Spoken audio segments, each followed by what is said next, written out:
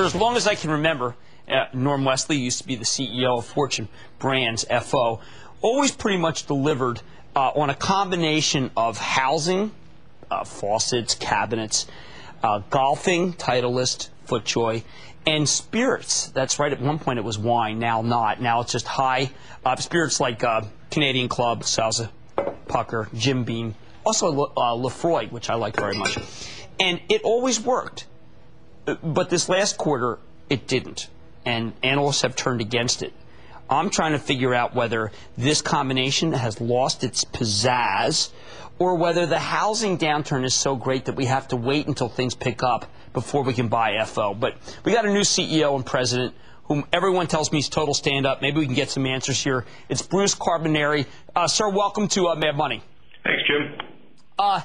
I read the research reports, and people are saying, well, the combination's no longer, it's the housing's so bad, and even your spirits are not selling like it used to be. But then I look at the stock, and it's so dirt cheap, and I'm thinking, I don't know, if I think there's going to be a turn this year, it's the way to play it. Are analysts being too negative, or are things so overwhelming in housing that maybe it's just not the right time? Well, the housing market is a challenging market, there's no doubt. But, you know, it's a correction. It's not a long-term fundamental change. The long-term fundamentals are there. We have great brands and great positions in the market. And we have a management team that has demonstrated their ability to outperform both, you know, in a growing market and now in a challenging market we've outperformed. All right. Goldman Sachs, which historically I always felt was pretty fair towards you guys, said that spirit profit rose 1%, short of our 5% expectation. This is perhaps in part due to higher marketing spend, but still raises our concern about guidance for mid to high single-digit profit for growth in spirits. How are you going to be able to get that kind of growth if this is what you just delivered? Well, we're spending, and we spent in the fourth quarter to deliver higher growth in the future. We acquired a number of brands back in the 96 time frame from Allied Domecq, if you might recall.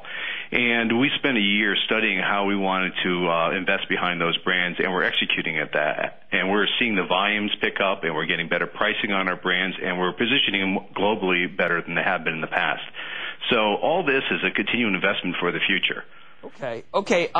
I got to ask you, I know that there's confidential agreements on the other side, but the word is that you have the inside track on buying Absolute, which I think would be fabulous for you guys. Any word on how that auction's going? Well, as you know, when we're in an auction process or any type of acquisition process, we really can't comment on the process itself. But we do see significant opportunity to create value with the V&S. We've been partners for 6 or 7 years. We know the business well, and it fits very well with our portfolio of spirits businesses. Excellent. Thank you, Bruce Carbonari, President and CEO of Fortune Brands. I don't know. If you think that the housing crisis is going to end within the next 6 months, you buy Fortune. If you think it's going to take longer, I say you have to sit on the sidelines.